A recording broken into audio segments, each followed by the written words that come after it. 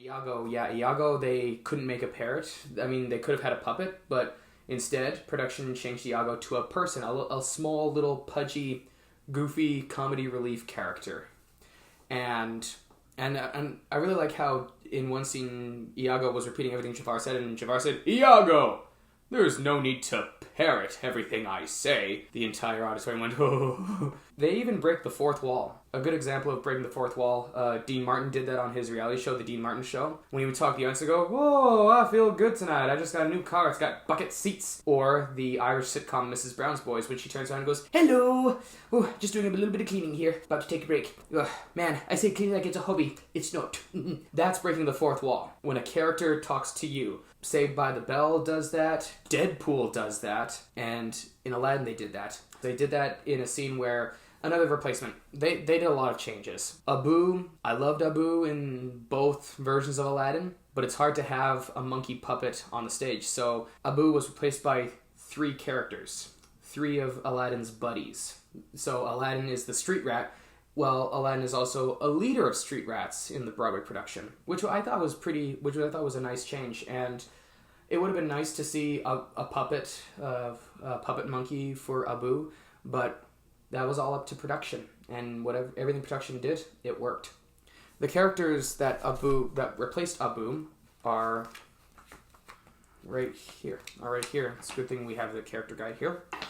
There's Omar, Kasim, and Babakak. One of the guys was a comedy relief also because everything he misheard he thought was food. "Wait, did you just say hummus? Did you say more baklava?" There is a scene when Aladdin's 3 buddies decided to storm the palace to save him from the dungeon. "Let's storm the palace! Who's with me?" A really good adventure song. Really good, memorable, singable, quotable song. And they're going, "We got our swords! Yeah!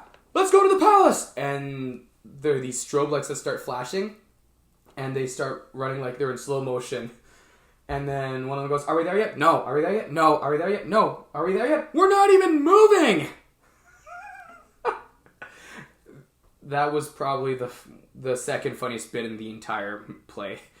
And then during the fight, when they're in the palace trying to save Aladdin from the guards, one of them is hungry, and he says, "Hey, food, shish kebab!" Nice. And he accidentally, he hit one of the guards with the shish kebab toothpick. And he throws at the other guy. Boom! Ah, my eye!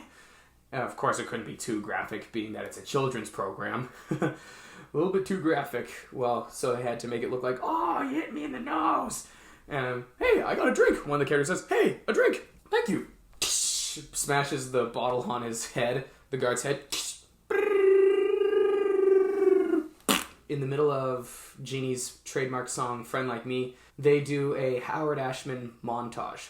Songs from Beauty and the Beast and The Little Mermaid. Howard Ashman's legacy, and Aladdin's also Howard Ashman's legacy. They did phenomenal. And when I say they, I don't mean production, I mean the whole cast. The whole cast was engaging, exciting. They all had fantastic chemistry, and they were just belly laugh hilarious.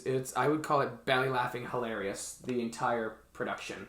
Aladdin's one of the best comedies, both in Broadway and in Disney's vault. I really enjoyed it.